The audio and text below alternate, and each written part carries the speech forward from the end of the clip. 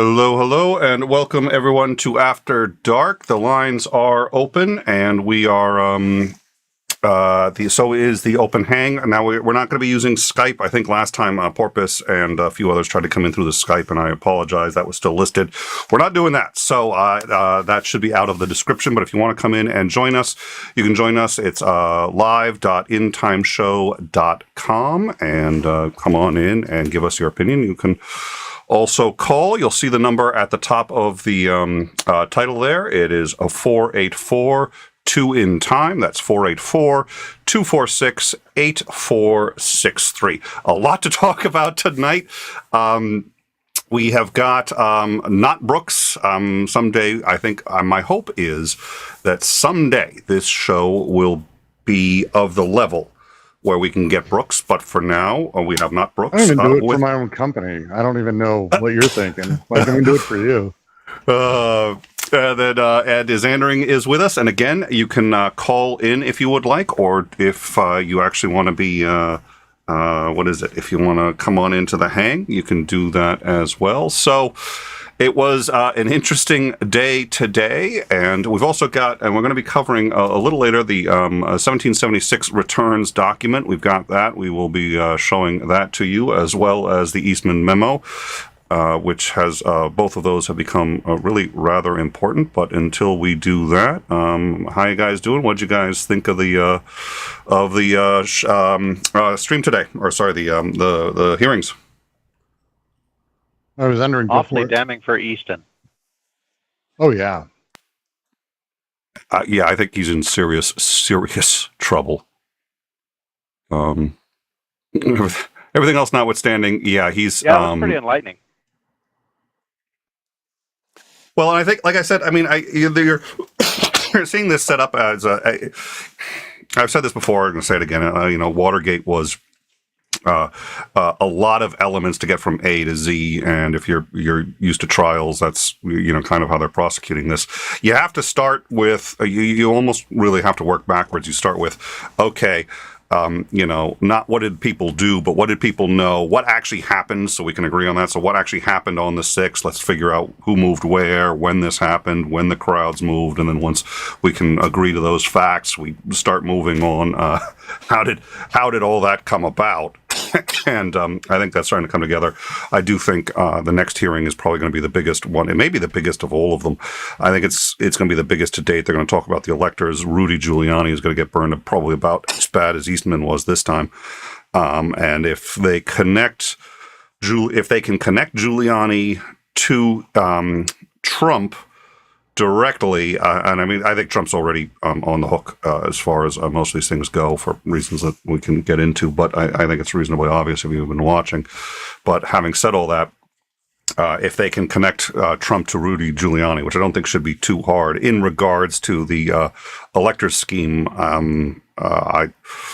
I've called this one wrong before. I think they're going to prosecute. I think they're going to go after him for this. Not Brooks disagrees with me. So you want to. No, it's not that I disagree with you. It's that I don't think it's necessarily the most important part. Oh, okay. Today was actually way worse than I think I expected.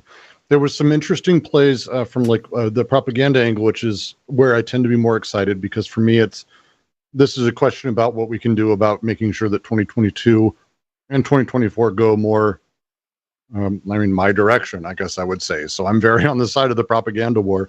But today there was some very damning stuff that came out in terms of when tweets happened, opposing moments. We hadn't heard that Trump had not contacted Mike Pence or even asked if he was okay at all that day. At no point apparently reaching out, which I don't think actually has been communicated directly. There was a lot of, I thought, very interesting sort of testimony around, hey, we for a long time had been saying this was not the way to go, and they knew, and they laughed with us. Yeah, no, we know it's a bunch of bullshit, but all we need to do is send it back to the states, and then ultimately it'll take care of itself, and we can be president again, which is, that's sedition. I mean, it was like, that's not minor shit. They're not saying, oh, I have a different legal. It's like, yeah, we don't care. We just want to make sure we maintain power. Is quite extraordinary, I thought. Oh, and Trump really said that as much. He's like, if it goes back to the states, we win. And meanwhile, he was telling the states, you need to find the votes and the justification so that when it went back, which is the other part of the planning part of this, because that's what he was telling. Oh, Jesus, what's it? The biggie. I'm sorry, what? The chief of staff or the general? The Secretary of State of Georgia. Secretary of State of Georgia. He was basically saying, find the votes. We'll worry about the legality of it. You just find the votes and quote find the votes. And listen, the data isn't there to support what you're trying to do. And it was just sort of like, what blows my mind. Well, yeah, they really. What blows my mind is they couldn't figure out why the Secretary of State and everyone else did care. They're like, we're giving you all the excuse you need, and then he threatened them. He's like, you could end up in legal trouble if you don't do this. It's like I could end up in legal trouble for not throwing the election your way. So we do know, and then the other one that I think this was thank you, Titan. I got it. Thank you. I hadn't seen that right away, so thanks for the notice. Ginny Thomas has received. What I had originally heard was that she had received a invitation to appear, and she had said that she would be happy to do so, and then she got the invitation. So we'll see that. But it looks like they are now. This isn't an invitation. This is a request. It's a polite request, but she's being summoned. We would like to meet with you soon. Would like to accommodate your schedule, but they're gonna now. The reason she's now involved in this is because she was basically calling up congressmen saying you need to support the Eastman. She is now involved, which also means that if this ends up at any time before the U.S. Supreme Court, Thomas is, in theory, supposed to recuse himself. He has been in situations where he should recuse himself before, and has. Yeah, exactly. Not Brooks has the correct. That is the correct response. He's failed to recuse himself before when clearly he should, even if for no other reason than the appearance of impropriety. But so it looks like U.S. Supreme Court Justice Clarence Thomas, his wife, has now been called before the committee. She was mentioned very, very briefly, but clearly mentioned for attempting to get support for Eastman's utterly unhinged theory. Yeah, for the coup. Well, that's actually really what you have to say. Thank you. I think that's the way you have to put it. I mean, his theory, which he admitted he didn't want applied under any other administration. He's just like, yes, the vice president gets to pick. Period. That's our conclusion. Except it's only in this case. Never again. The fact that they very specifically have. I'm hoping it's Google or it's Word, but they had the review mode turned on where he was redlining someone making arguments, and he literally, the fact they have him saying, yeah, this is just a load of bullshit, is extraordinary. Hours before he's standing up with Trump, I thought that was a pretty fantastic little moment where it's like, yeah, we literally have him writing that it's all a load of bullshit and that it actually has no basis in reality, and they don't care because, again, the goal is not whether or not they're doing the justified thing, but just maintaining power.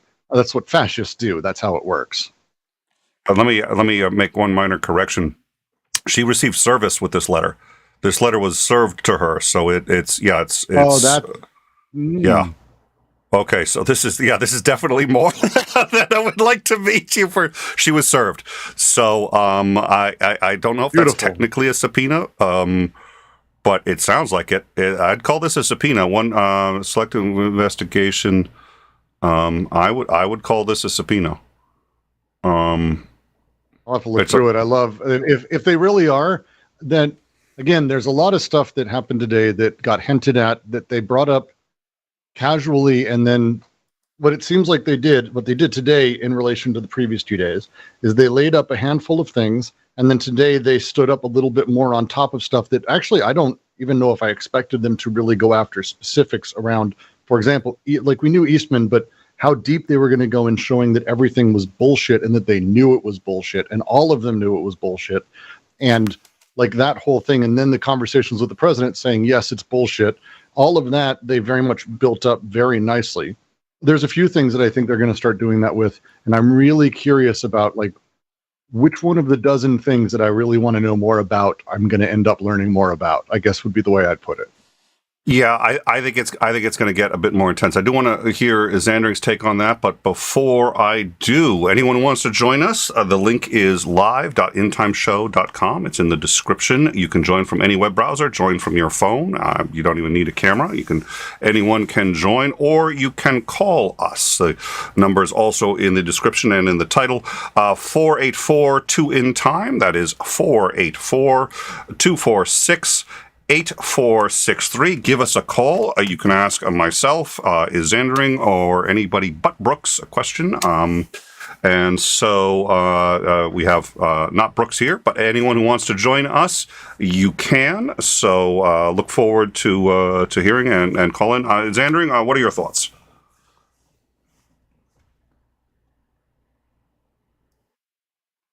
Oh, and you are muted, which he's usually the one who catches that. So that he may have known, but That's because I'm walking through the truck stop. So okay. I hope the DOJ indicts on this stuff. I mean, that was really damning what they went through today. You know, what's his name? Should absolutely. Why do I keep forgetting his name? I've said it like 300 times today. Eastman. Yeah. Eastman needs to fry. Yeah, he needs to go to jail for what he did. And I have seen enough that I don't think that there's any doubt that Trump knew exactly what was going on. You know, and I don't think that it would be that hard to prove in a court of law. I mean, I'm not a lawyer. I don't represent cases, so you know, this is just a outside observer looking in. You know, but it appears that they definitely have stuff to bring Trump up on as well, and I think that they absolutely should if they have the case. You know, we can't be allowing shit like this to happen. Right, Sinister Porpoise. Who is cedar? We have 7 cameras. Each camera is named after a kind of wood. Cedar is our third camera, since it's got not Brooks in it right now, but it's going to have, as people join, it's going to be holding everyone. So it's just the default name for that camera, and that is cedar. So now you've learned a little something about how production works on In Time. I think Xandring is technically on oak. I'm on birch, if I remember correctly. It's been a little while because my name never has to get removed, so you don't actually know the name of the camera. But there you go. That's And don't forget who's on first. Oh, and who's on first? Yeah. Let's definitely not go there. So yeah. Hey, no, I just want to say, because Xandring, we don't necessarily always agree, but on this one, today was, for me, like a silly turn. I actually started, as I said, it's not so much that I didn't care. Like part of me didn't think today, the testimonies, this was hardcore. And there was some stuff that was brought up where they just flatly, he was wholly aware of what was happening. And that's it. Like, I can't see anything else with that. He was aware, 100% aware. There's no way he wasn't. This is some straight up Pinochet shit. So, you know, and it's like I went off on a rant about all that shit too. It's like, no, this isn't okay. And, you know, it needs to be made abundantly clear to anybody else that this is not okay. You will go to jail for this. Well, and that's on that note, please. Oh, go ahead. So on that note, I watched you guys stream, and I got really, you know, the judge. You know how you kind of gave him a hard time, Judge Ludig. Do you know his story? Cool. I did give him a hard time, and I was a little worried that there was a story I didn't know about it, and that I was going to pay for this, but I do not know his story. No, you are about to pay for it. Oh boy, here it comes. Because it pissed me off for a few reasons. Look, let's talk about major court cases and going against your party in order to do the right thing. Mm-hmm. He's the guy who dissented against Cheney against torture. The one Republican. Oh, really? He's the guy who dissented against trying the shoe bomber as a terrorist, because he's an American citizen. This is a law and order Republican like no one's ever met. He was George H.W. Bush's, George the Second, because we have kings, I guess. George the Second's, one of his Supreme Court possibilities. This is not some minor judge who was in the circuit. This is a real hardcore party judge who you literally watch today give up his entire political career and social standing, ever having connections to the Republican Party again, killing his party. And that is not, it's the same as watching Ellen Greenspan answer questions about the Fed in the 2009 hearings. Slow, jumbled, I don't know what to say, everything's fucked. This is bad. You cut out after really what was his best moment was the end, because he was jumbled. But again, he's literally putting a bullet in the head of the Republican Party. This is a big deal. What he's doing is that he ends by saying Donald Trump and his followers and voters are a clear and present danger to the United States. Oh. That is not a little thing for someone who is so hardcore as this guy to specific language. He ended by saying that. And it was like, it gave me chills, because again, this is this dude who's been on the bench for my entire life. Actually, he's been a judge as long as I've existed. He's been a judge essentially on the circuit court, and he's absolutely someone who I think I disagree with politically in essentially every way. But his behavior on the bench is what allows us to have a society.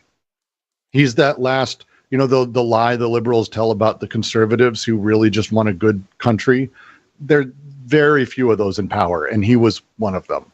And we don't have them anymore. But that, I just had to make sure we talked about Luttig, because it was heartbreaking to watch, like that early part where he's just unable to kind of, if you didn't read his op-ed, I highly recommend his op-ed. It is powerful. It's clear that he's a judge. They don't do this shit. Like, they write, and his writing is excellent. His last statement was semi-prepared, and you could tell as he inched the words out, clear and present danger to the United States, it was, fuck. It was something. If you can link that in the chat, that would be great. I have linked for you, by the way, literally the summons. Last 20 seconds. Oh, okay, I absolutely had to bail. That was a hard stop time. That was so I regretted. No, I know it happens. It's going for 9 years. And it wasn't, and so, well, I'm really glad that you brought that up, and I think that was I was a little I was a little punchier than usual, and I regret that, and especially now, given what you've told me, which I appreciate you letting me know. So that was good feedback. So thank you for that. I will say, let's see. Now I've spaced what I was going to say. I will say something. I don't know what it is. You can watch that if you want. That's exactly the time code. It's really powerful. It's worth watching. What? So I think we should put that in, because we did miss it. We had to end. We cut off the last 10 minutes. There was zero way to avoid it. You cut off literally 3 minutes. It was the saddest thing. I was like, oh no. Well, I was like, I was probably boring. You're probably right. He probably isn't going to say much. And then I cut over to something else, and it's like, oh. Well, I knew it too. I was sitting there going, watch, this is going to be the one that's just going to explain, and he's going to say something. And I was just like, but I couldn't. I had already pushed, literally, I was down to seconds that I had. It was a hard time. I've done it too. It just made me laugh like, oof. So let me, again, hardline judge. It's worth looking through his background and everything, because he did the Padilla case. He was the one who turned Rumsfeld down on torture.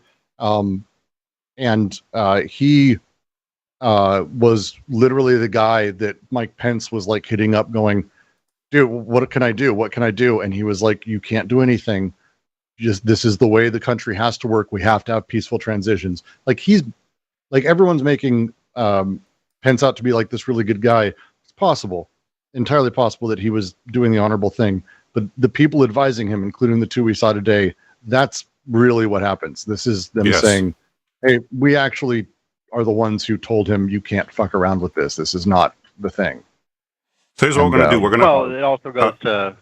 Please. It goes to your ability to pick those kinds of people to be your advisors and be around you too. So very true.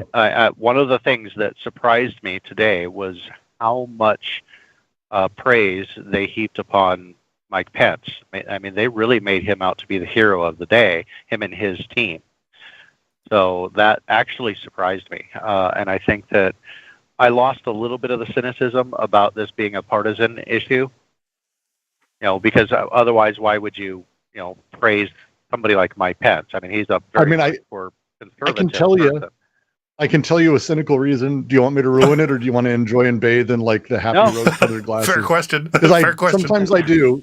Sometimes there's a line that Mike Pence's aide, the chief of staff, said that has haunted me ever since I heard rumors that it was what he said, and then today it was said under oath, and it was very specific. They pulled it out of the guy to get him to say it, and that was when Mike Pence, the guy's like, "Hey, we're going to leave, but if you don't want to leave, we don't have to go." His personal security guard, Secret Service operates. All the Secret Service operates underneath, ultimately, the orders of the president, except, generally speaking, the vice president has like a buddy. It's the only way I can describe it. He's got the guy who's like watching over him, like a bodyguard.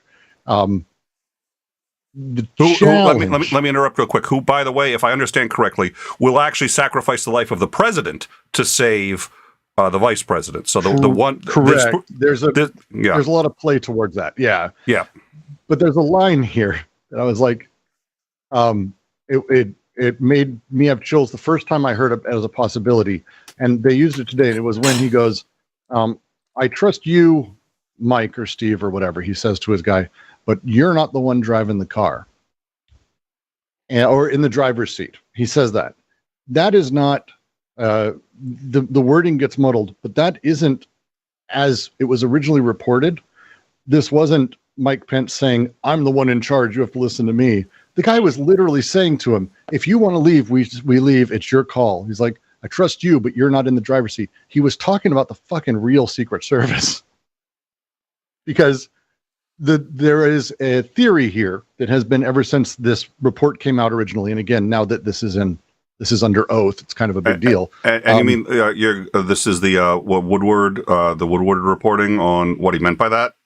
Is that it? The question is, what did he mean? Did he mean, like the guy today said, "Oh, it just meant that he knew he had to make the decision"? And it's like, that doesn't make any sense to me.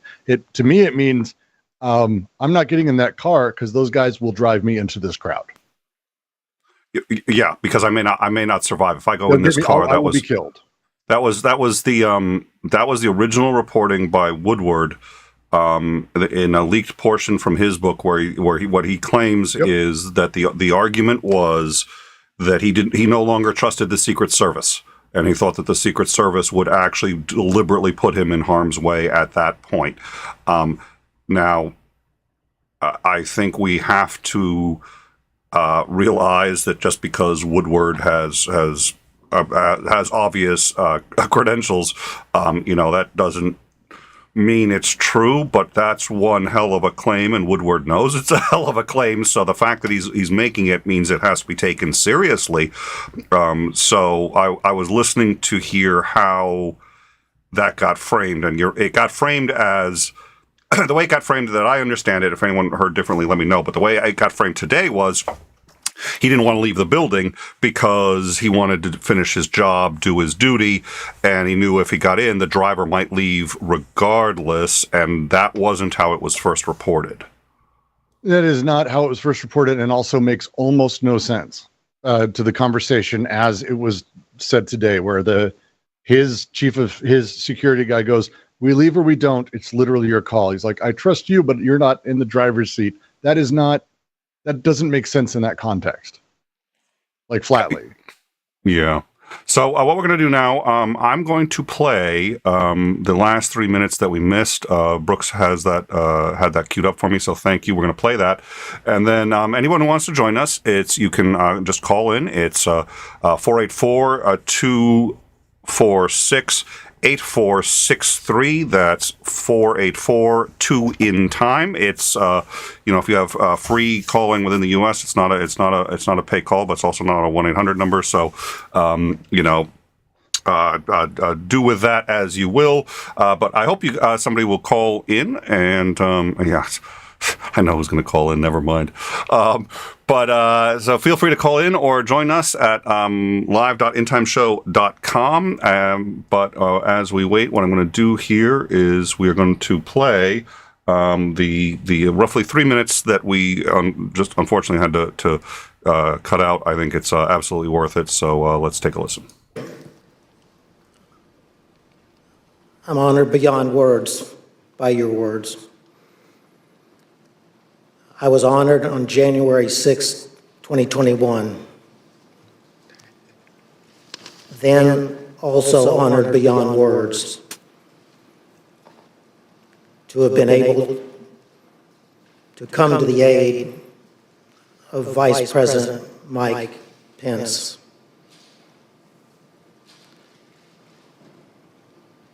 I prayed that day,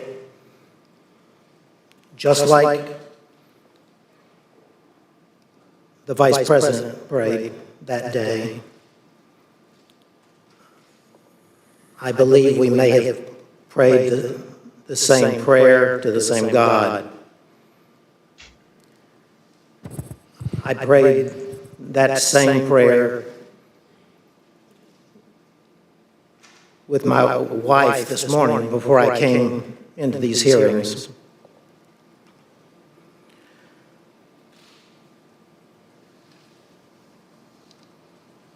I have written, as you said,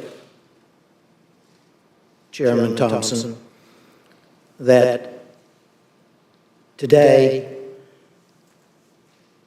almost 2 years after that fateful day in January 2021, that still Donald Trump and his allies and supporters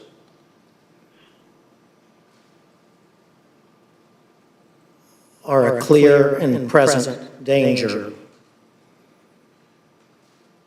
to American democracy. That's not because of what happened on January 6th.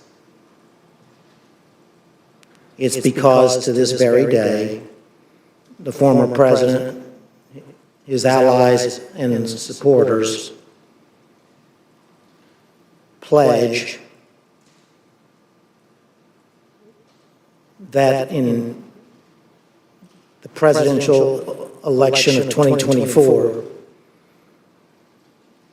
if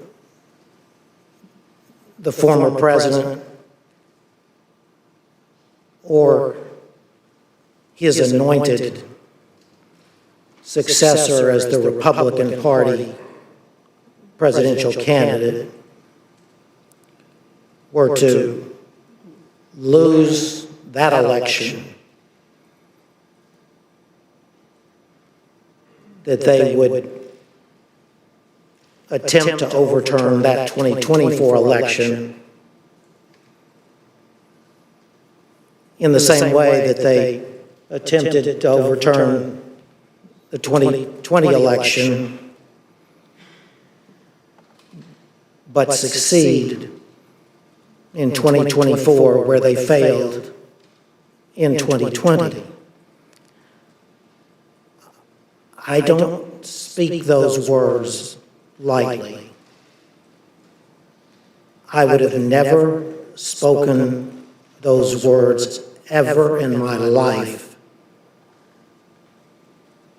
except that that's what the former president and his allies are telling us. As I said in that New York Times op-ed, wherein I was speaking about the Electoral Count Act of 1887, the former president and his allies are executing that blueprint for 2024 in open and plain view of the American public. I repeat, I would have never uttered one single one of those words unless the former president and his allies were candidly and proudly speaking those exact words to America. Chairman, thank you for the opportunity to appear here today for these proceedings. Thank you again, Judge Luder. As a part of the Select Committee's charge to make recommendations that are informed by other investigators. Actually, there was something I think I didn't get this up on the camera because I figured we could just listen. But actually, I think you had a point, and I think you need to hear that. You need to see his face when he does this. He knows what he's doing. He's in pain. He actually is hurting. It's really wild. He almost didn't say it. You could tell he's sitting there going, "I'm literally about to say this," and he had to stop and think and accept the fact that he was just going to say it, and then he says it. That's pretty powerful. I think everyone needs to see that. So we're going to. Let's bring that up, and we're going to play that bit again. I thank you. Thank you for that correction and bringing that up, because this is worth it. So let's watch him very carefully. And it's worth noting too that Liz Cheney is being challenged in the primaries, and she is down 28 points. At last in the primaries. I don't, short of a miracle, I mean, unless unless sentiment drastically turns with this, which it may.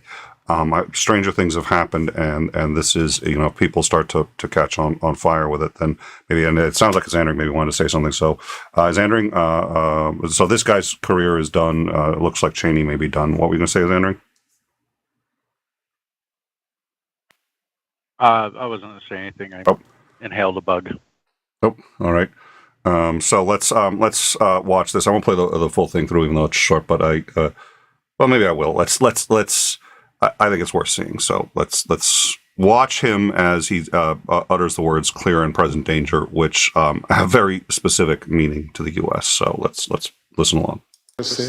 Now is that former President Donald Trump and other political allies appear prepared to seize the presidency in 2024 if Mr. Trump or one of his anointed candidates is not elected by the American people.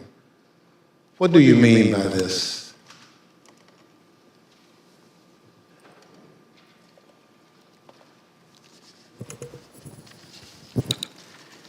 Mr. Chairman,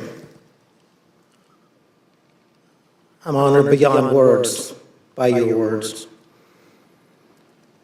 I was honored on January 6, 2021. Then also honored beyond words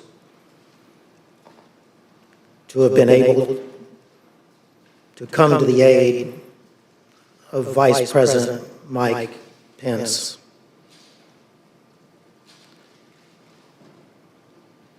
I prayed that day, just like the Vice President prayed that day. I believe we may have prayed the same prayer to the same God. I prayed that same prayer with my wife this morning before I came into these hearings.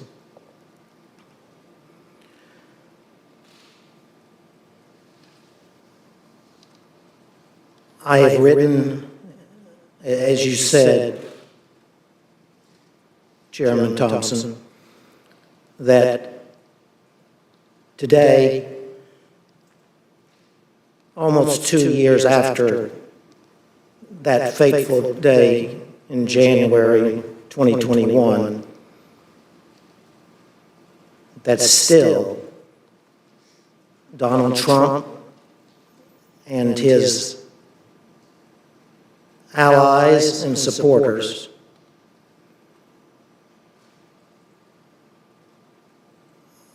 clear and present danger to American democracy. All right, I'm going to pause it there. You can see how hard that was for him to say. You could see what the calculation in his mind. Am I really about to say this? And I don't think he had even thought about going back, but I think he realized he had reached that point. So while we're on this topic, this here is the Eastman Memo, and I think it's worth going over, so let's go over that in a minute. Again, anyone who wants to come in and join us, if you have questions, you can call. The number is at the top in the title. It's also in the description. Call, you'll be put on hold, and once we have a minute to get you in, we'll get you in, or you can join us live intimeshow.com. But before I hit the Eastman Memo, is there anything anyone wanted to say on this topic?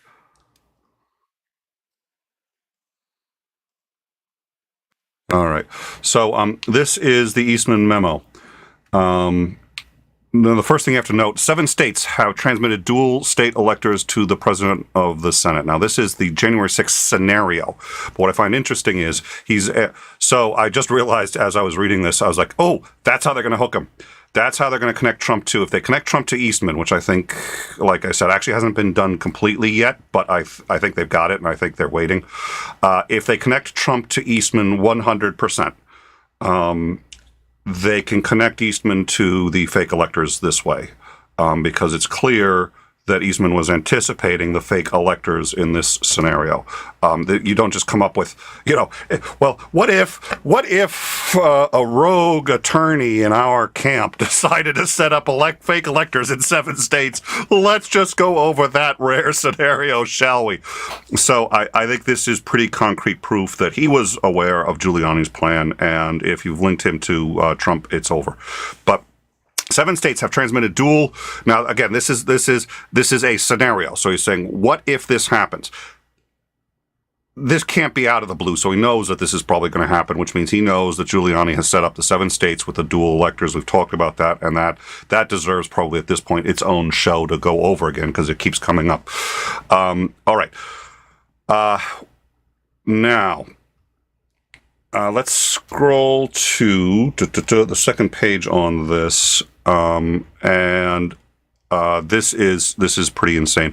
VP Pence presiding over the joint session begins and opens and counts the ballots, which we heard about. Starts with A for Alabama. When he gets to Arizona, he announces that he has a multiple state slate of electors. Now, keep in mind, in every case, none of those electors were certified by the state, so this would be actually completely false. So this was precedented on successfully getting this second set of, and I don't know how the hell he thought he was going to get away with this, because somebody's going to ask, how were they certified? And the answer is they weren't. Somebody in the state is going to ask, how were they certified? And none of these were certified. They were not a second state of electors. There were a bunch of people with fake documents saying that they were. The documents were fake. So I don't know how Eastman. I have no idea what the next step is here. At any rate,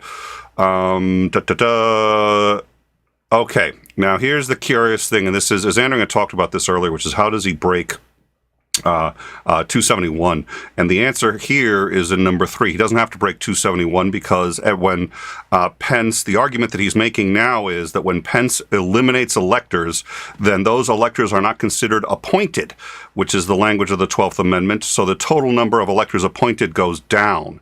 So the bar needed to elect the president actually goes down as a Biden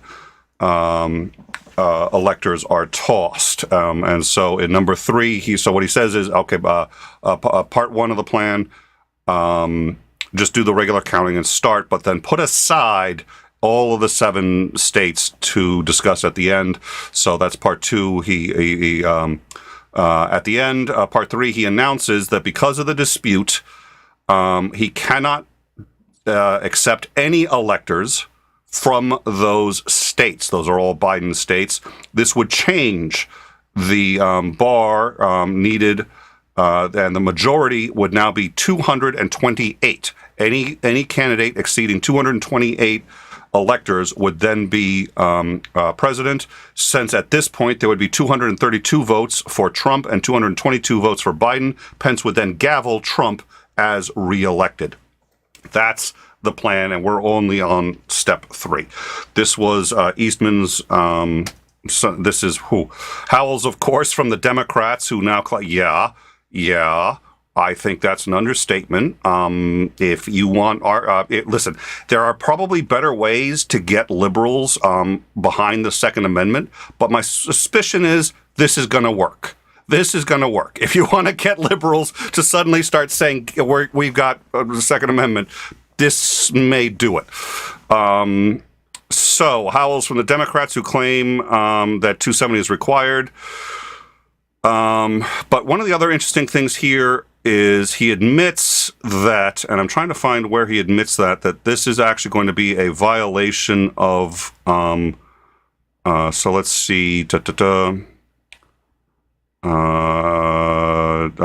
so this would lead to a stalemate, so Pence should do this. The main thing here is Pence should do this without asking for permission, either from a vote from the joint session of Congress or from the court. Let any side challenge it. They would have to press lawsuit. He thinks the lawsuit would be dismissed, and we should take all of our actions with this in mind. But I am trying to find, I apologize, I had earlier, oh yes, number 2 actually, it was early on, it was line number 2 here. This is critical. So the 2 critical things, and one of them you need to be aware of. The reason this was so, when Eastman sent the letter, or sent the email when Pence was hunkered in, and he said, okay, you guys have broken this act so many times now, which, by the way, Pence hadn't broken it. But he said, this act has been violated so many times by this point. What's one more little violation? Tell Pence to follow through with this plan. Here's the thing. He's got that in writing. He's a lawyer. He's an officer of the court. He's done. I see you shaking your head, so you look forward to hearing it. But I'm just really like, the gall is extraordinary in some of this shit. Today, I found today very, it's weirdly filled with hubris that I didn't expect. Yeah, it's over. He's an officer of the court. He cannot say go and break the law. He just cannot say that. So I mean that's really. I mean his license is going to be up very, very quickly. Look, no one's charged us yet, so just do it. Yeah, is wild. It's already been done so many times by other people, by the way, because he said you guys. But what he meant by you guys was like people in Congress, because he accused both the Dems and the Senate of the Dems and the Republicans, because they each spoke. He's like, okay, it's been violated, so you guys don't care, so let's do it. It's like, ho. But here's, okay, if you read number 2, when he gets to Arizona, he announces he has multiple slates of electors and is going to defer the decision on that until finishing the other states. This would be the first break with the procedures set out in the act. This would be the first break. So A, he's acknowledging there's going to be multiple breaks, and B, he's acknowledging he's aware that he's breaking the act. This is his plan. So, I mean, we already know all of this, but this is absolutely extraordinary. And it is, I have to say, what Titan said earlier in the live chat when somebody had said, well, this is all very boring. It was like, I'm sorry that the single most important political event in our generation is boring to you, but I think this rises to that. I don't know what you guys think.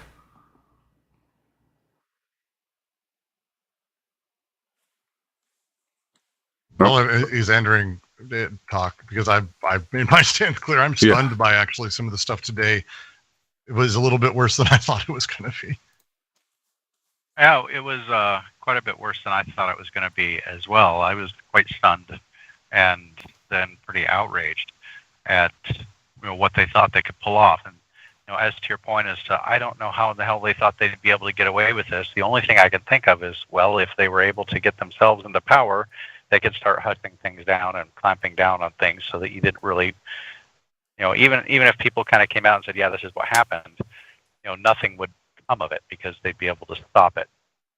So At least ostensibly, that's the only thing I can think that's going through their mind. No, they know. were. They brought up Gore today, and I think if there is an example of what you're talking about, Gore is it. Like even in this hearing, they're acting as though Gore and Pence were equally justified in stopping it, and I'm just like Gore literally had his election stolen, actually stolen, and it was a weird equivalence. But that's how they rewrite it. Once the power structure's done, it goes in. Things are rewritten, and now Gore and Pence were in the same position, and it's just like, yep, that's what they would do if they got power. They just put them in the same position. Well, and what blows my mind is, and as Andrew's been there for many of these shows, and we covered each of these steps as it happened, and when the first 7 points memo came out about how Trump could stay in power even if he lost the election, and we covered it, and there was this sense when we were covering it when like, oh, well, we saw, this BS that these people were doing, and it's like, no, this plan was real, and they were really gonna, and it's going all the way back to, and I mean, as Andrew and I still remember that show, you would come on, and I think we had a picture of Pinochet because of what Trump was doing in regards of the cars pulling over and grabbing people. Like, this is how it starts, and it looks like it's just continued that way here. It's just insane. This is apparently there was a back channel from the Proud Boys to the White House, which is a phrase I should never in my life have had to utter, but there was. And that is extremely damning considering what happened. Now, it is obviously possible that the Proud Boys didn't tell anyone that they were going to, do what they did, but this is their plan. This was leaked from an informant, a witness dubbed by the FBI W1. We have his testimony. This was the 776 plan that the Proud Boys had, and if the Proud Boys made any of this aware to the White House through a back channel, and apparently we are going to find out who that back channel was. The commission has said they will release the name of that back channel. You'd think maybe Eastman. I'm actually thinking it wasn't Eastman. I'm thinking it was what's his name, who's now been pardoned. He was already pardoned. Oh, dear Lord. Bannon. I think it was Bannon. And we know that Bannon was talking to Trump that day. He lied about it and said he wasn't.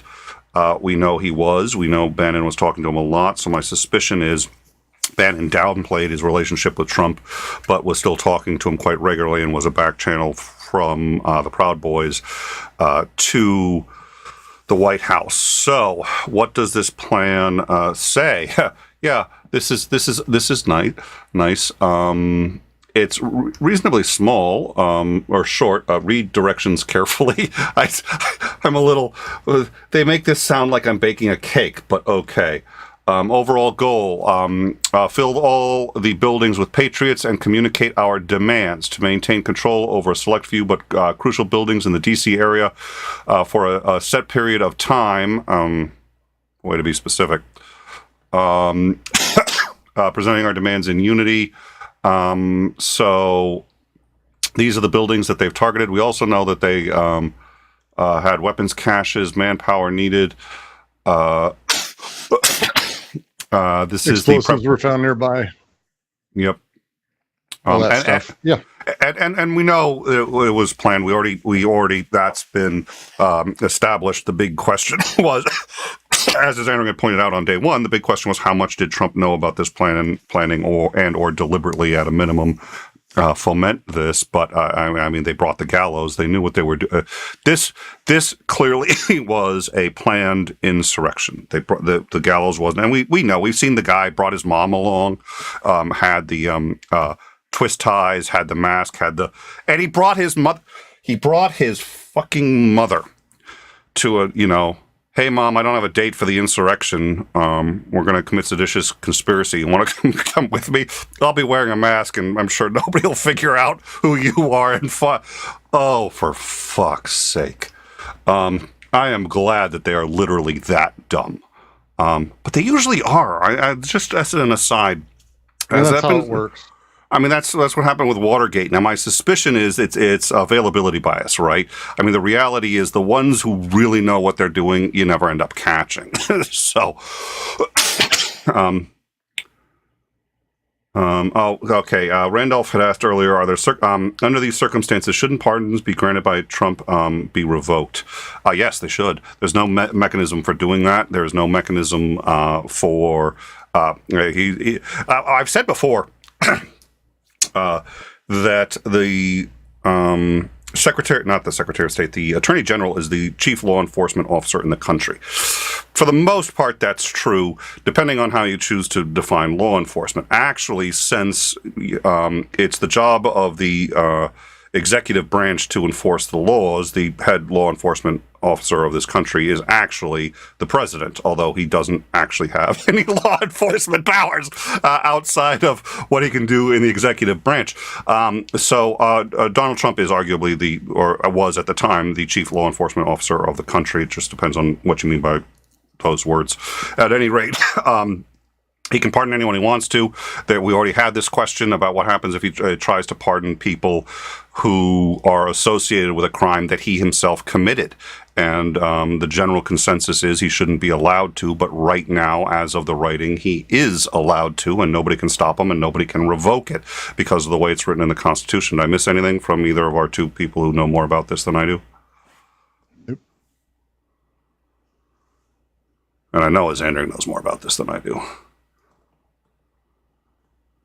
All right, all right. So this is so basically just FYI. If you're thinking of a luxury life in crime or sedition or anything like that, just be aware. You may think you're getting out of the office, but you're still going to have to watch PowerPoint presentations. Even seditionists make PowerPoint presentations on how they're going to. Fuck's sake. All right. I only hate PowerPoint. PowerPoint rocks, man. Look at all of the seditious things you can do with it. Look at all that, yeah. It's just to be the new ad, you know. Are you planning on overthrowing a country? Use PowerPoint. Get it done right. Dear Lord.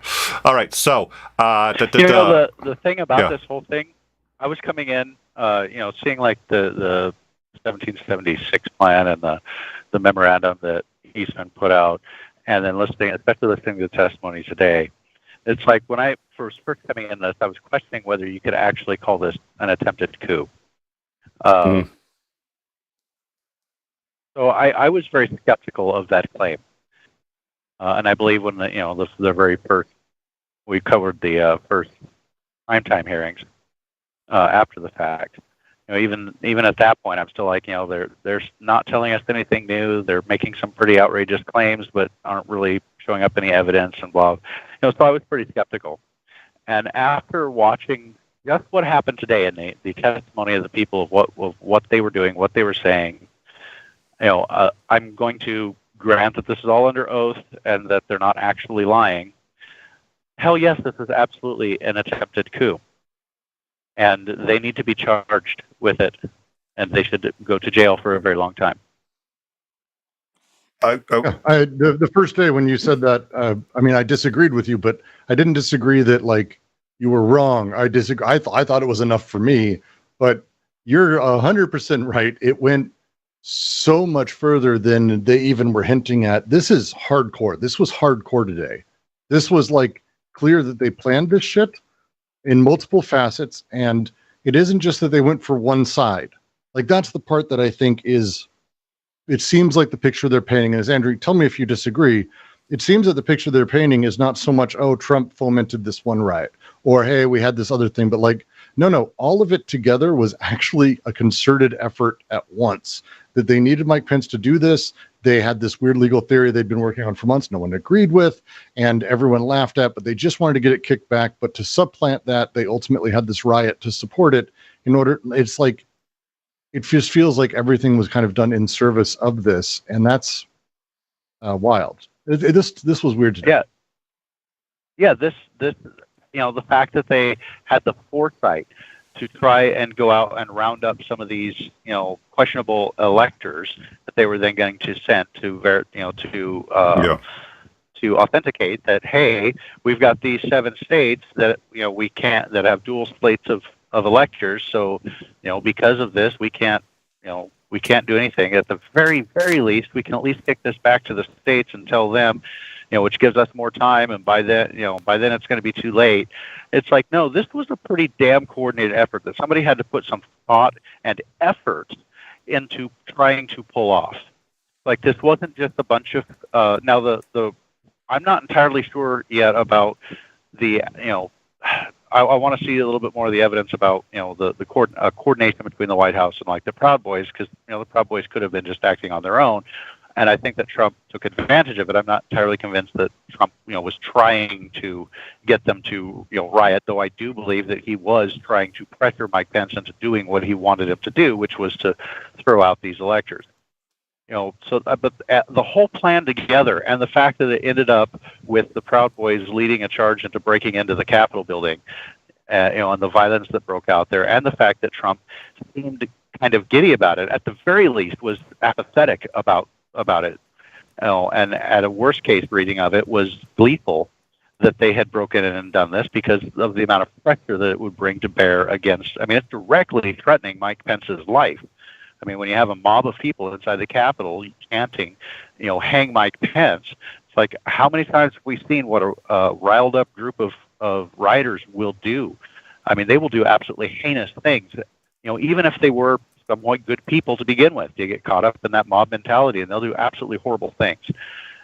So when you look at, when they set it all out and they started going through all that testimony about all of these things are happening, the discussions that were happening about this plan, and then you see just how laid out this plan was and all of these parts that had to be in place even to pressure Mike Pence to even be able to bring this up in the first place. Like, I have no doubts anymore that this was an attempted coup. Yeah, for me personally, I mean, in time, I'm very proud of, and I've said this repeatedly. We don't listen to the mainstream media per se. We they're a source, but we've gone against the mainstream media and said, hey, look, they're lying to you. Here's where they're lying to you, and I'm very proud of that. I held out on calling it a coup for a very long time, in part because the left adopted that so quickly. I was just like, it shouldn't go down that easily. But I remember distinctly when I reached the conclusion we couldn't say that anymore, and I think that may be the one I put in the live chat. I put in the live chat, and I've updated the description to a show that we did. As I recall, it was January 20th. Was it really 2000? And was it really? I should check on the exact date. It was January 20th. Wow. Now I want to get the year right. So 2022. So it was January 20th, 2022. And it was breaking news. We had learned that Giuliani was behind the electors, and we had already heard something about the fake electors, but we hadn't had enough to go to breaking with it. And then we found out that Giuliani was, first we found out that they had spoken with a White House lawyer, and we were like, how many lawyers in the White House are going to be? So, as we're trying to prep for the show, we find out it's Giuliani, and that there was at that point 3 separate sources from 2 different states that said that it was Giuliani, and there was several other ones who said, yeah, we've been talking to the White House, and they're the ones who told us to do this. So at that point, that's when it's like, so we did this show. But again, I think we're going to have to update everybody on that, because I think that's actually one of the craziest parts, and they're violating the law in all of those states, and it's utterly insane. But I've included the link to that. But the reason that's important is because they literally organized getting fake electors who would come in with credentials that had been faked, so that they could do the Eastman plan here, which was Pence could say, oh, I've got 2 sets of electors. I don't know which are which. I'm throwing them out. Commit fraud. Just flatly commit fraud in order to overthrow a democratic election. Yep. And they had legal arguments drawn up. They had a riot. They had this was, again, to go back, as Andrew was early on very skeptical, and I laughed a little bit about it, but I don't think skepticism is actually warranted anymore. I don't think it's possible at this point. There's more here. This is serious. You can be at maybe some different levels of it, but Like, this was actually the conspiracy. Yeah. Yeah, I can't, there's several different philosophy type people that talk about, it's like, well, you don't really choose your beliefs. It's like, I can't be skeptical anymore. It's like, look at everything that's laid out. It all fits together. You have testimony from all of these different people, direct testimony about what they personally observed. It's not hearsay. What they personally said. We have the documentation that was actually written down, so stupidly written down. When you look at the whole goddamn thing together, it's like I can't maintain skepticism about this anymore. This appears to be a clear attempted coup. Well, I can't turn that any which way. And I don't particularly, I don't care about twisting it some way to save Trump, because I already hated the guy to begin with. He already pissed me the hell off with his antics and his freaking, totalitarian bent of trying to run things. Well, and you hated him more than that somebody would actually attempt a coup. You hated him more than I did, more than most liberals I've met, because he was destroying your party. Oh, not your party per se, but you're a conservative. So and I remember realizing that you had more animosity and venom towards him than I did. And keep in mind, that pisses me off, because I believe in our Constitution. I believe in our system of government. I think it's one of the most brilliant fucking governments ever designed on this planet. And for somebody to just casually toss all this shit out, ignore it, try and subvert it, do illegal acts, try and push your own agenda for your own power and your own ego, it really pisses me the hell off. Because that's how countries fall. That's how you lose republics, is this shit. And I don't particularly wish to lose the American Republic. I wholly agree with you on actually most of what you said. But I would argue one thing. The entire Conservative Party, all the congressmen and senators who have seen this and were aware of these things, and they were deeply aware. These things were not hidden from other members of this committee. They weren't hidden from the rest of the Senate. They all knew this. And I think a lot of them knew this very much either contemporaneously to this or immediately after. The entire party is suborning this. Well, and how many have refused to testify? I'm sorry, I stepped on your reply, is Henry. Please go. Oh no, it's fine. It's like I've never been a fan of the Republican Party. I never thought that they really upheld much in the way of actual constitutional conservatism. And I agree. It's like, how many people knew about this and stood by and did nothing? If you knew about this in any way, shape, or form, and you didn't stand up and scream to high heaven about what the hell are you doing to our party, I have serious doubts about your integrity whatsoever. And in order to have a country with integrity, you have to have leaders with integrity, and it seems that is failing dramatically. Well, and I also distinctly remember the very first time. Now it's become kind of commonplace, but the first time when, in regards to this, a congressman refused to testify. I was like, wait a minute. This is your legislative body who conducting an investigation. The one group of people that should be willing to come to all of these and testify is other fucking congressmen, because you know how this works. This is the fact that a congressman could say to his, fellow lawmakers, nah, I'm not going to show up.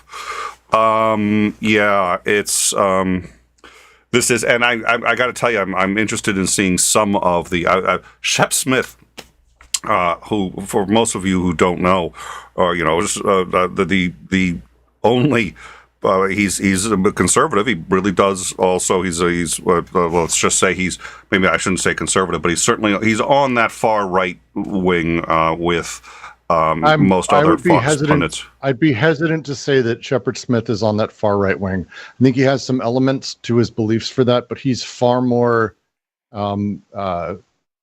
He's a very interestingly kind, very smart person. Well, and this is at least the second time that I'm aware of on a huge issue where he has broken with and publicly criticized Fox News and what they're doing. I don't know that he's criticized Fox News, but he's been accurately reporting this.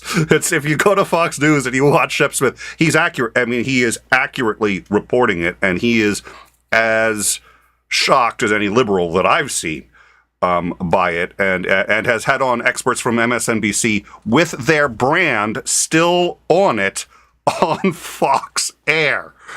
Wow. So Shep Smith is but other than that, I looked on, right before airing After Dark, right before we started, I did go to Fox News. I shit you not, on foxnews.com, the headline was, driver shoots 2 children for throwing snowballs at his car.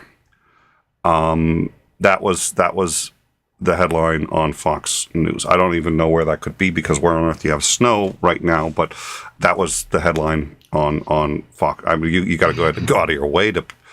So, and they're not covering this other than Shep Smith, but they did air the Hannity tweets with, or texts, DMs with Trump, and to his credit, Hannity was I'm saying a lot of things I genuinely never thought I'd say on air. Hannity was the voice of reason.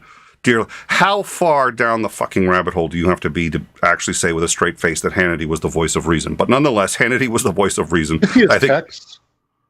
Yeah, that's what I'm referring to. Show today. Yeah, it was. I today was very confusing because, again, so I think I'm almost on the opposite place of where his andering came from. Because like his andering early on was like, I'm skeptical, I'm not quite sure, and then like kind of came in like, whoa, this was a lot. I was like, no, of course this happened. They're not going to show anything. They're just a bunch of cowards, and this is all bullshit. But hey, the propaganda value is huge. And now I've slammed the direction of like, oh no, they have proof. They have to charge him now. Like if they didn't show anything, we would just know and we'd live with it and it'd suck and welcome to America. But like the stuff today was under oath. They have evidence. It's over. If they don't charge him with this, like that feels like it's a tacit allowance to say, do it again. And let's remind everybody what I said at the But I want to remind everyone what I said at the beginning of this. This is their preliminary findings. They're not done yet, so they're going to have Clarence Thomas's wife up. There's other people they're interviewing, and there's stuff that they can't tell us yet. And one of the reasons they're not telling us yet is because they haven't done all their interviews, and they don't want the people they're going to interview to know what they've already got. So they've decided to air this when they had preliminary findings, and they were prepared to say that this happened.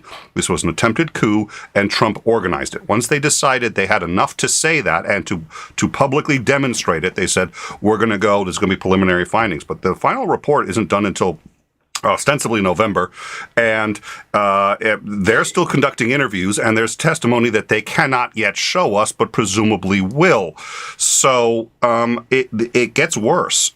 This isn't over, and we're not even halfway through the hearings yet. So yeah. This is way worse than I thought. This was weird today. It's a problem for him too, because we know that they know. Like that's the old thing. Like we know they know now. We know they're aware. They know we're aware. And so, are they going to just fuck us? Like this is a weird day. This is gonna be interesting. This is way more interesting than I thought it would be. Ultimately, this is way more interesting than I thought it would be. Well, I think this is where the rats start sinking the ship. I think leaving the sinking ship. I think what you're going to start to get now. I think this is another reason they did it. I agreed with you about the propaganda, but there was another reason that crossed my mind, which is now they're applying a tremendous amount of pressure because everybody's looking at who's going to be the next one to stab them in the back, who's going to be the next one to turn over evidence, and who's going to testify, and who's going to get a deal. So by doing this publicly now, the holdouts have a very real problem because they don't have very many friends anymore. And certainly not amongst this crew, because everybody's looking for a lifeboat. They're on the Titanic. There's a very small number of lifeboats. And the committee's saying, well, if you come talk to us, maybe you get kind of a lifeboat. But that's it. And certainly you get a chance to tell your side of the story before anybody else does.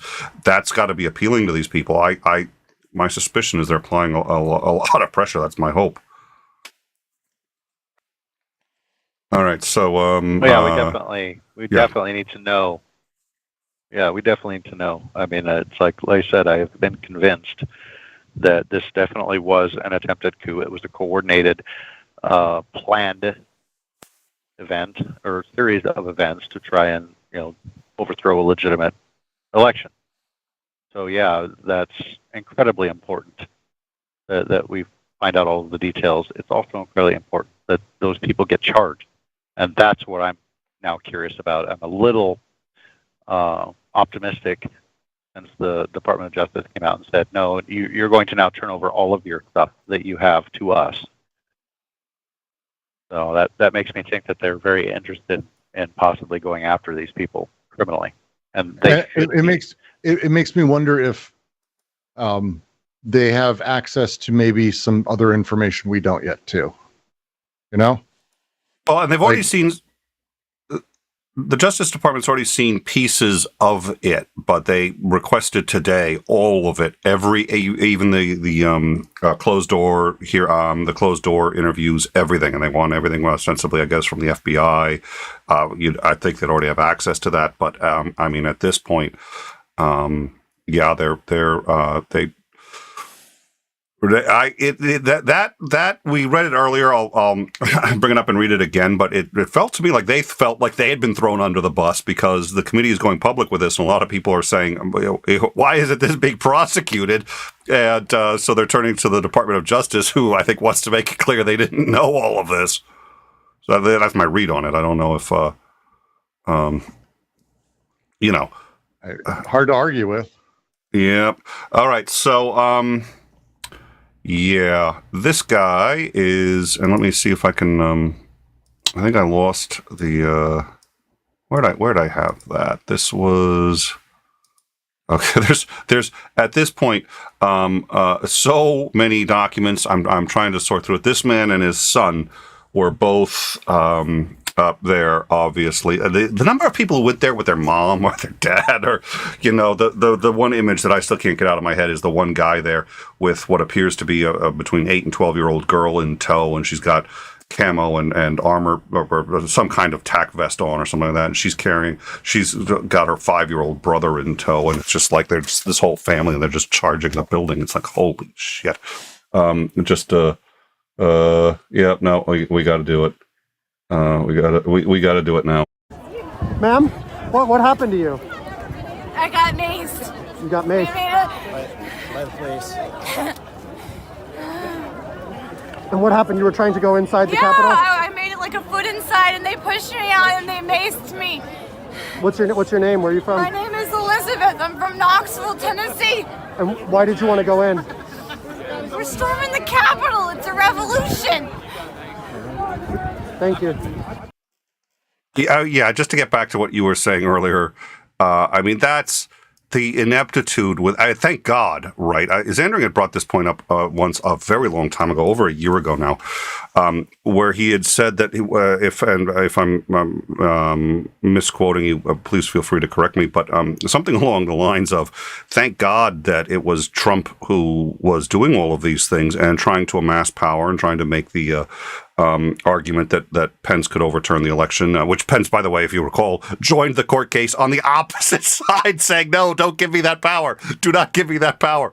But thank God it was Trump, because Trump isn't power hungry in the traditional sense. He likes the trappings. He likes being respected, at least in his view. He likes the idea of being thought of as a mob boss, but he's not Pinochet in the sense that he doesn't actually enjoy power in that same sense. There was when they were seeking a VP, the pitch that Don Jr. would give to people who could be the VP on the ticket was, how would you like to be president? Because he's sitting there saying, Daddy's going to be mostly hands off, which I think is true, with the exception of the times he decides to intervene. And then you have to do what he says, or he's going to burn you and everything to the ground. Oh, hold on one sec. Anyways, that was, thank God it was Trump, because he was inept and he didn't actually have the skills to really pull this off. If we don't do anything about it, this is an opportunity for somebody right now who's sitting there saying, ooh, I could have done better. And who puts a little more thought into this. I mean, that's how these things go down. That's what the beer hall putsch was. It was a bunch of idiots thinking they could just charge in, and then they just came back and did it through a actually very clever electoral scheme where they seized power. I mean, as far as they were originally intending, fairly bloodlessly in comparison, and were just given power by the electoral system. Like, yeah, this is how it works. So I'm trying to get the stats on this guy's name. I had it up, and for the life of me, and I'm starting to fade a bit. So let me. It's got to be. Yeah, I think I got it now. So this man here, he and his son went through. And he apparently tried to stab somebody with that flag. Tried to stab a police officer. He decided to opt out of a jury trial and got a trial by judge. He was found guilty. He, if I recall, actually admitted that what he did was dead wrong. He shouldn't have done it. It was really stupid, and that it was un-American, unpatriotic, and the antithesis of everything that he had sort of argued that he was doing. However, his attorney argued that he didn't know that the vote counting was going on, so he couldn't be found guilty of obstructing the process, because he'd have to have known that there was a process, and it'd have to, mens rea and all that. And they did not find that credible, because he was found in a group of people saying, stop the counting. So at any rate, he's looking at a maximum of 20 years. They're thinking apparently that he's going to get significantly less than that, but both he and his son have been convicted of obstructing an official, I'm going from memory, so don't quote me, but obstructing official proceedings of Congress, and at least one other thing. And on one of the charges, he's facing 20 years, so we'll see what he gets. But and I forget the total number of convictions now that they've gotten, or guilty pleas, but I think it's in the hundreds. So, is this going to be like how you take down organized crime? You're getting all the small fish, and eventually you get the big one. And they now at this point clearly have the entire plan from the Proud Boys. They broke the number of Proud Boys that are now either indicted or convicted is impressive. And so my hope is that this leads to getting the big fish, but that looks like what they're trying to do. What do you guys think? Yeah. I mean, it's hard to say, but go ahead, Zendrick. No, that is, because when you're trying to go after the big ones, that makes it really difficult to do it. You need to make sure you have all your ducks in a row. And I think that they're going at this on two fronts. One, they're charging the hell out of everybody they can with anything that they can as a deterrent for, any other would-be groups of rioters to try, well, the last time this happened, they all went to jail. Maybe we shouldn't do this. And on the other side, trying to set up the case, from the top down, that this was, purposeful coordination to try and subvert an actual democratic election. So I think that everybody who participated needs to go to jail. They need to be charged with, to the full extent of the law, because this is how, just like Brooke said, this is how this happens. This is how you lose republics. This is how you end up with dictators and tyrannical governments. So this is the step. This is the step. Like, if they don't do anything, this is. The next one works. Wrong on this, Andrew? No, we don't agree on almost anything, but like if they don't do anything on this, the clock's started. Yeah, absolutely. Because there was no negative consequence beyond that he just didn't get to stay in power. The next person that comes along who's actually cunning, like viciously cunning, well, they're going to do things just slightly different, and they'll probably succeed. And that's an even worse outcome than had Trump succeeded. Like, yeah, no, they need to stop this. Yeah, this needs to be stopped now, decisively, with a big exclamation point. So, let's see. I've watched bits and pieces of the hearing. However, it was today as convincing and damning for Trump and company as the people in the chat as it was to me. I think it was to the people in the chat.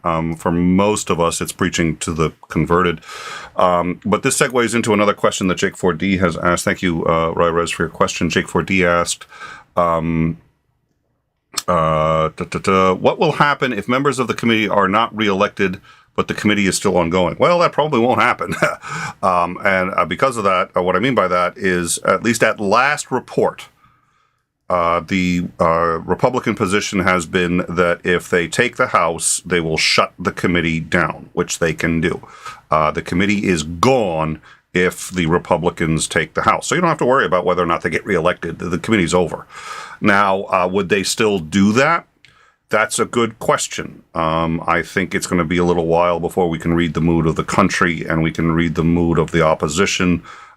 This committee is fighting for its life, and I think it's aware of that as well, because, and I think that's one reason they want to be done by November, because the clock is ticking. Whether or not conservatives... it does appear that... Yeah, it does appear that they're angling to have all of this tied up before January 20th of 2023, when the new Congress would come in.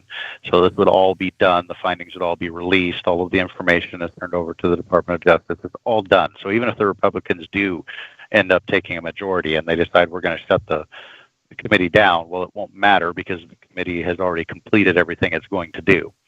So that looks like what they're trying to get. Do you think, just as a wild shot in the dark here, what if they're not done? Do you think, and then let's assume that they're not done, let's assume that Republicans take the House. Do you think Republicans are obviously going to try to influence it. Do you think they're going to shut it down like they said they would? This is for both of you, whoever. Yes. Yes, they will shut it down as soon as they possibly can. I can see, absolutely, of course they will. They have absolutely no care for the rule of law whatsoever. They don't give a shit at all about justice or getting the truth out there. None of them do.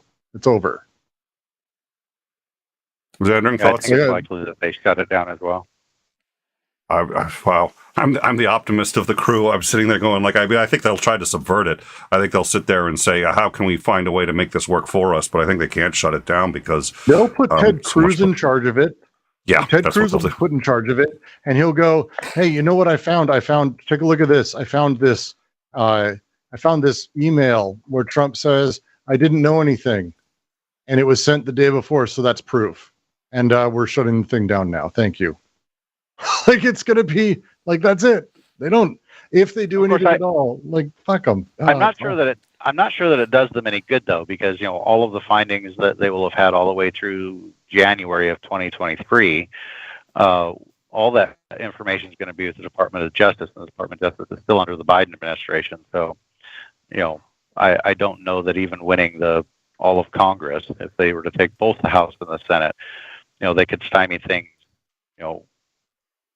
stop pretty much everything that's going on legislatively, agenda-wise, but I don't think they'd be able to stop or influence the Department of Justice. So then it would be, when Trump fired the AG and stopped multiple investigations into him by firing people, and how? Yes. They will do that. Oh, but the president has to fire the Attorney General. The Congress can't. So that's what I mean by at least it's a midterm election. So the executive administration will all still be there and would ostensibly continue right along, regardless of what the outcome is in the Congress. And it should. It's I don't want the investigation shut down because I care about maintaining our republic. Yeah, this is it sucks having morals and values and actual ethics. Yeah. That whole thing. Yeah, well, that's it does lead to disappointment more often than not, but it's also the only way that there's ever progress. So, all right, well, I think we're gonna start to wind this down. At this point, it sounds like we're all roughly on the same page, which is that whatever, the first one was just an outline, so it was a little thin on some of these things. The second one started to get moving, and this one looked like, to most of us, I think it looked a lot like a freight train. And I think it's still building up steam. I think the next one's going to be, I'm anticipating the biggest one. It's going to be the biggest one yet. I think that's an easy call. Whether just by the outline that they've seen, this is where they're getting into the meat of the premeditated with the 7 electors, and it's election fraud, 7 states. It's huge. So we'll see. Any final thoughts, anyone? Brooks, let's start with you. Any final thoughts? I'm actually scared that this is going to end in nothing now. I'm actually now worried. When it was just like a show, it didn't matter. But now that they've actually got stuff that actually is just flatly like straight up sedition, treason. Yeah, the guy, and it's why I wanted you to go back and watch the dude who's saying that this is a clear and present danger, is one of those Republicans of like Reagan era. Like he's the archetype they think they are. And most of them really aren't, but he's actually that person. And there's a handful of those true believers that somewhat exist, but him saying that is terrifying to me, because that means it's not my left-wing persecuted, genuinely people hate communism, whatever, I'm fucked mentality. That's like the guy who believes in America more than 𝐂𝐚𝐥𝐈 probably believes in America. Like the guy's like a fucking nut. He believes God literally ordained George Bush. He's one of those. Like he's hardcore. But like for him to say that, it's like, oh, cool. This is really serious. Fuck. That's my only thought. Sorry. And I didn't mean to imply you don't love America, 𝐂𝐚𝐥𝐈. My point is that you do. And that's the fucked up crazy thing about this guy. Oh, there are times when I love this show, and there are times when I love this show. All right. 𝐂𝐚𝐥𝐈, your final thoughts. Oh, there goes that god-awful creaking again. But yeah, please. Sorry. Well, who in the hell ever thought that, people more left and people more right couldn't get together and sing Kumbaya, have a cup of hot chocolate or coffee or tea or whatever your damn beverage of choice is, get together, have a feel-good snuggle of we agree this is fucked up and needs to be prosecuted, and put a stop to it right now. It's going to be, if Trump comes back in or any of his people come back in and they actually do this, you're talking about the destruction of most of the Constitution and the end of the country. This is it. This is weird. Well, it's weird that they don't realize that they don't understand. They've drunk the Kool-Aid so much they don't realize that they are opposing everything. They absolutely realize this. I think you're right when it comes to Roger Stone and with Trump, he doesn't care. The senators, the hard right, along all of it.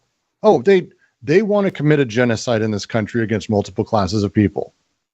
They are happy to do it. They want abortions made illegal. They want premarital sex legal. They want to go back to miscegenation and sodomy laws. They don't care how they get there. They don't want me to be able to talk about communism. They want to make that illegal. They want to ban Karl Marx. They want to ban leftism for the good of the people. Everything's for the good of the people. The ascetic garbage lie that is the hard right. I don't even put 𝐂𝐚𝐥𝐈 in that. 𝐂𝐚𝐥𝐈 like a different type of ideology, I think. This is like the hard right, the 10 to 12%, the Proud Boys, that mentality. No, they totally don't give a shit. They're ready for this. They want it. They're in. I will tell you, if you had said that a couple of months ago, to offer you significantly more pushback. I've been saying this for a little while, and you watch the show, so you've seen it, and I haven't gotten your opinion on this, but my suspicion is you have to be thinking along the same lines. When I read the leak of the Alito decision, and I'm calling it the Alito decision, what struck me was it actually had very little to do with abortion.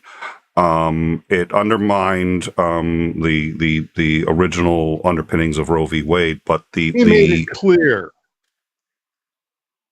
Yeah. Yeah, sorry, go ahead. Well, he's going after all of it because what he undermined, what he was actually attacking, and he said, I think he's had 2 paragraphs total in 60 pages of the decision. He had 2 paragraphs that lightly said, this should only be applied to Roe v. Wade, but then applies his reasoning to all, and I mean all, privacy decisions. Now, this is going to include gay marriage. This is going to include any trans issues. This is going to include Gideon.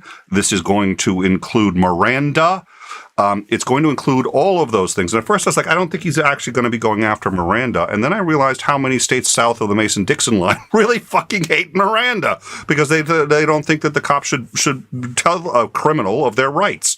And they think that that's one of the reasons why crime has gotten so much worse in this country, which actually really hasn't, but at any rate, they think one of the reasons is because cops are hamstrung too much. By the way, we're one of the few countries that actually allows cops to lie to suspects. Most other countries, I was just talking to a Canadian friend of mine, like, wait, they can really do that? I was like, yes, they do it all the time.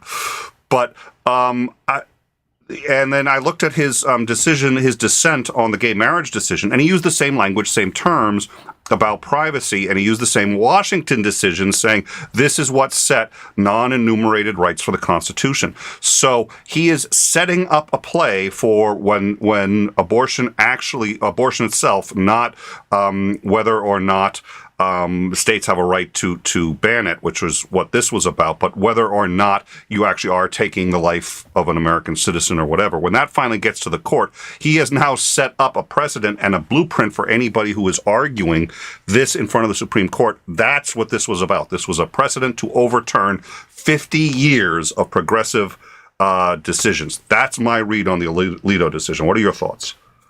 Yes.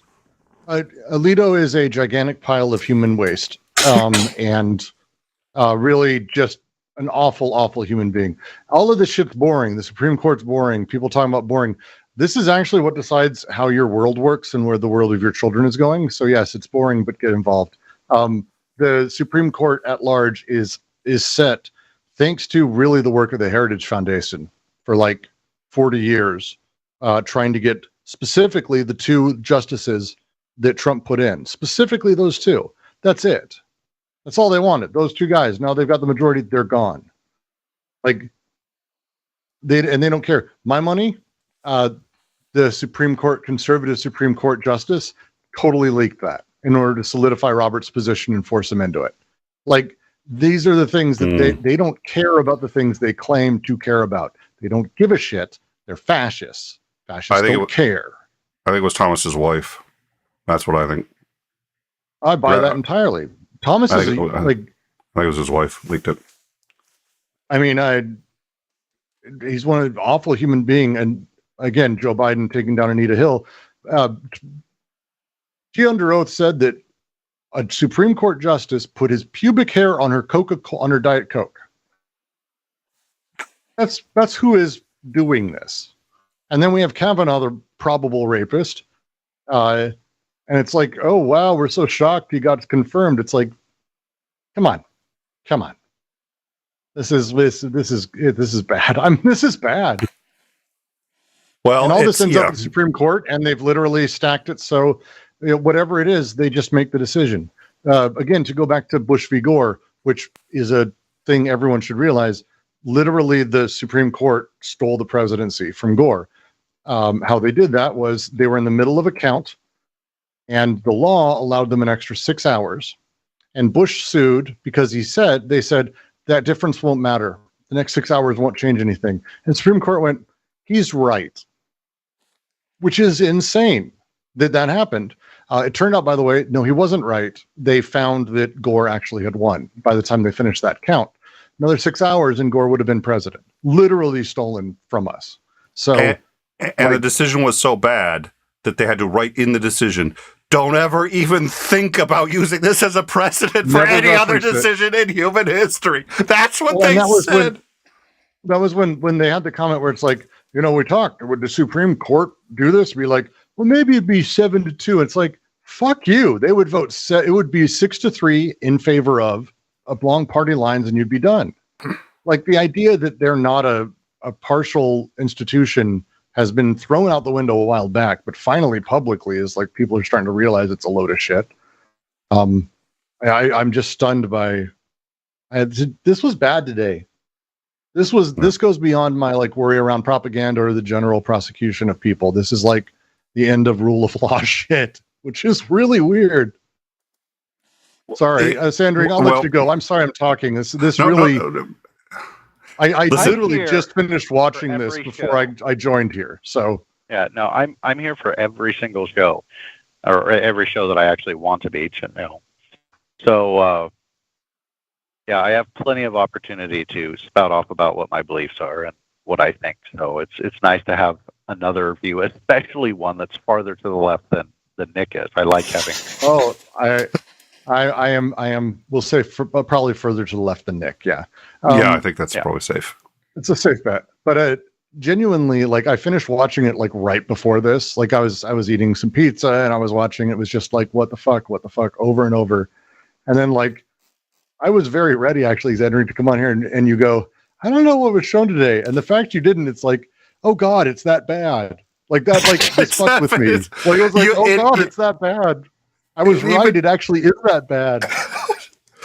Well, it really is that bad. I mean, I completely agree. This is how you end the rule of law. Yeah. I mean, I would argue that we have a bit of an issue with the rule of law to begin with, but this is 100% destroying. This is destroying all of the underpinning foundations that makes a republic work. If you can destroy all of that stuff, it's going to topple down. It won't stand. And this has to be stopped, and it needs to be stopped decisively so that nobody ever tries this again. No, like hangings in the public square decisively. Like hangings in the public square decisively. Yes. Okay. That's how serious of a problem this could be. This is you guys have just moved off the term clear and present danger. The term clear and present danger of the United States has a very specific usage when a federal judge says it, and he's a federal judge. This is the dude. He clerked.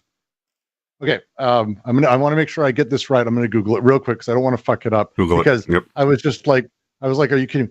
He clerked for Scalia. Oh, Jesus. This is not someone who's like some semi-lefty or centrist. He clerked for Scalia for multiple years. Like, and for him to say that, he has a very particular usage, and that is public square language. Absolutely public square language. Yeah. All right, is Andring any final thoughts? I guess we're going to see what they come out with in the next one. The first one, I was very kind of disenfranchised, going, I'm not really sure if there's an actual there, but let's slog through this again. And I was right on there with you about that this was a propaganda thing, that it wasn't going to, really, they weren't going to really come out with much of anything. It was just a propaganda piece. And the second one was a little hard for me to watch, and because of my job, I didn't get to just sit down and really pay attention to what was going on. And I kind of missed a lot of what the second one was. And then while driving this morning, sitting down, going through this live, I was just shocked. I'm so glad I was driving across the vast emptiness of South Dakota, because I would really have hated to be trying to pay attention to all this stuff in traffic. Probably would have run somebody off the road with my screaming at. I had my mic muted most of the time while we were on this, going, are you fucking kidding me? Like, they really tried to do this. I was very angry and was shocked at, the malfeasance that was reportedly going on by all these people testifying was going on. And not like, when Aide said this, or, this isn't hearsay. This is direct testimony of, I was there. This is what I said. Here's the documents that support all of this stuff. And of course, the huge faith poem going, it's like, thank God these people are freaking as incompetent as they are, or we might never have known us, and they probably would have succeeded.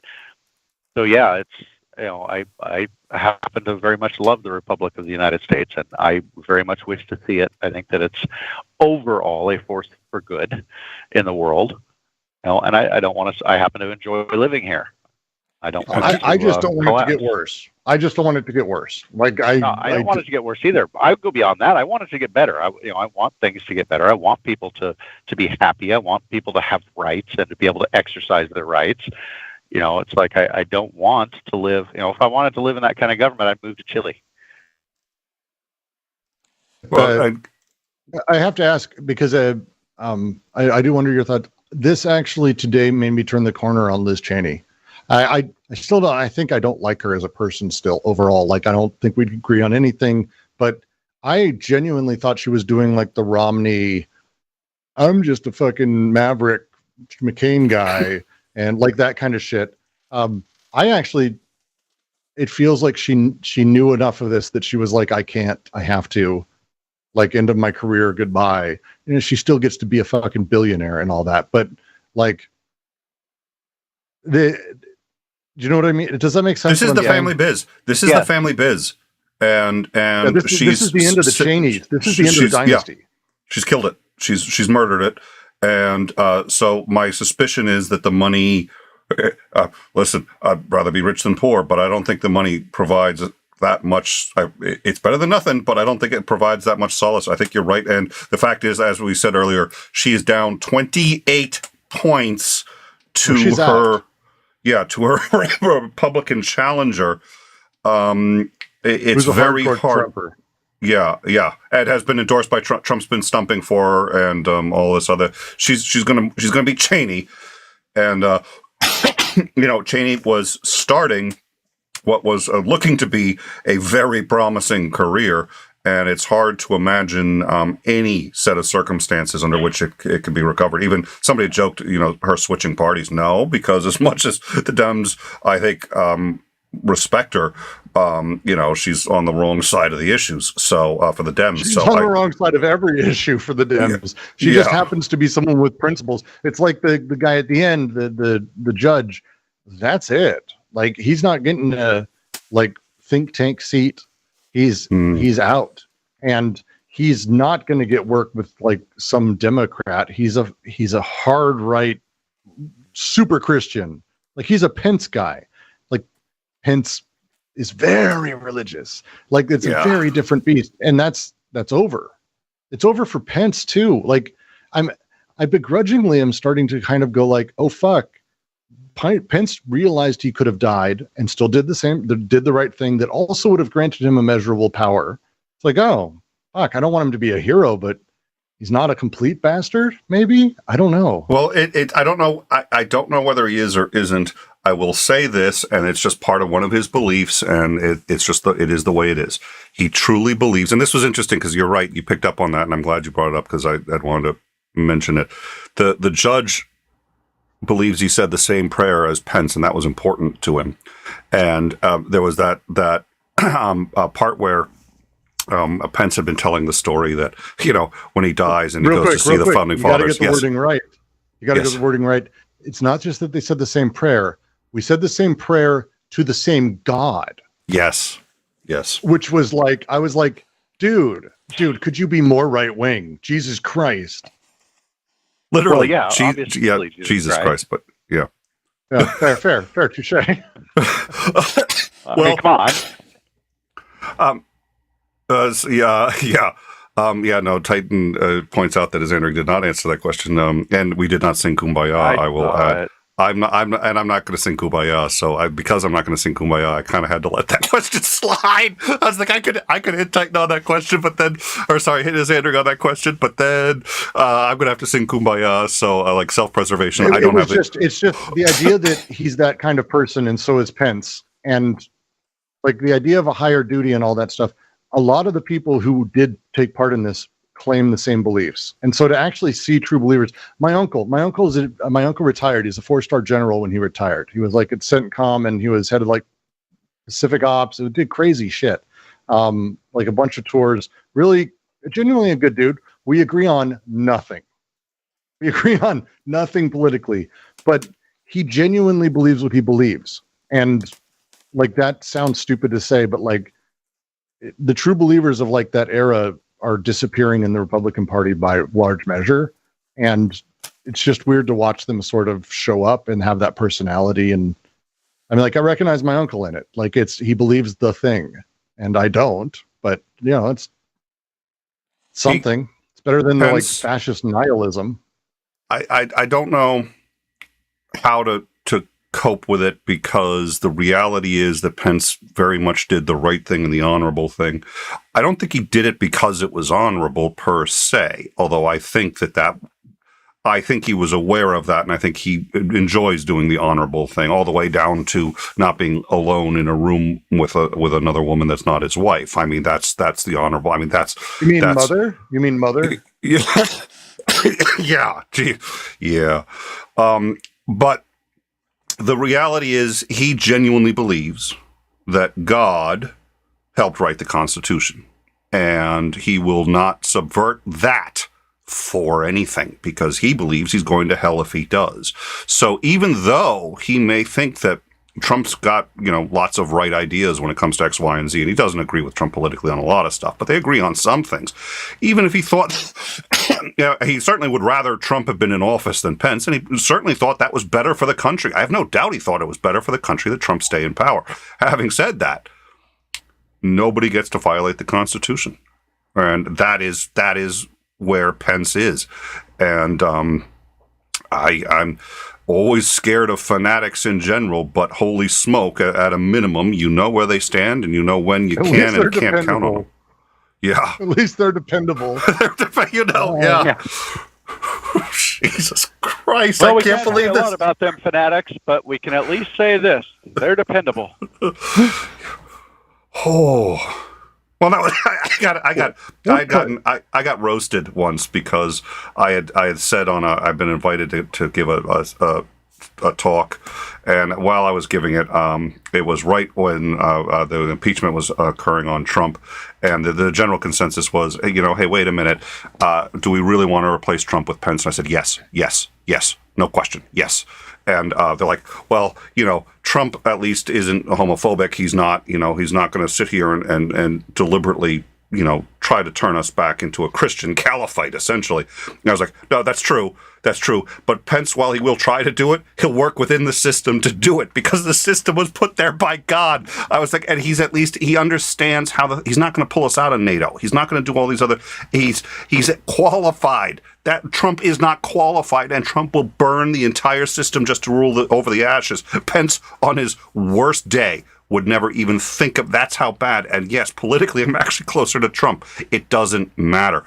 And it's a little weird to, that was one of those that was a hypothetical, and I completely believed it, and I it was borne out, but it's rare you get proven right that concisely. Yeah. You were nodding your head, so it seems like you agree. Yeah, I do. Once we're starting to talk about like harm reduction, which is all that is, it's just like, so what is literally worse? I'll tell you right now, the destruction of generalized social mores and the transition of power peacefully is the end of the country. Like, that's just where we just stop doing it. Either way, doesn't matter who's doing it. It's just the end of things, because despite all of the shittiness of whatever happens with, the general capitalistic / democratic system that's, I believe, is deeply broken structurally, at least it does the thing that doesn't allow people to commit genocide. Like, I think Mike Pence wants to commit genocide. I don't think he will. Yeah. Because the Constitution forbids him from doing that. Yeah, exactly. I think he would do it. If the Constitution were written slightly differently, he would have no compunctions at all about just mass death. Not a big deal to him. But that's not the way it works right now. What was it? I think he saw this as a personal test from God for him. Will he follow his own desire to not let Biden and not let the Dems in office, or will he follow the Constitution, which he believes is ultimately stronger than that would be almost hilarious. Like, I think thank God for God. No. So quick, Jake 4D. So you really believe yourself to be closer to Trump politically when his only politics is more money for him? Yes, absolutely. And the reason is because Trump would not. I mean, Pence really would, I think, I don't know that it'd execute them. He may. He's that fanatical. He's never said anything that says that, but it wouldn't shock me. I don't lean that way. I think he'd certainly, he would forced what is it? The conversion therapy. I have zero doubt in my mind it'd make being gay illegal.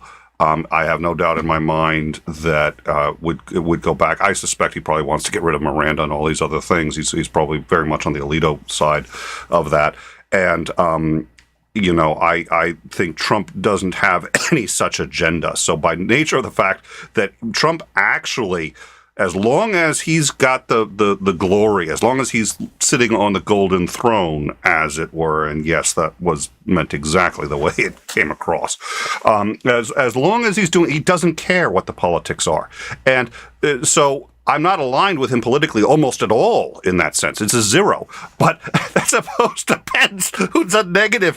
I mean, he is so far on the opposite side and would roll back all of these things that Trump is just too bothered to even consider doing. Dear Lord. Yeah. So, and I mean, again, I was homophobic and all that other stuff. I just want to say this. This is a personal gripe, and so I'm just showing I'm still a little teed by it because it's just like, well, you're gay, you're homophobic because you'd rather Pence. So I was like, no, trust me, because Pence will not burn down the system. It's a question to me of either side. Like, again, we're talking about all awful people. Trump, as a thing, they're all awful. That Trump as a person is like the Joe Rogan of politicians. It's whatever he's hearing is the latest thing, whatever keeps him on the air, so tell me what's going on. Oh yeah, let's go do that thing.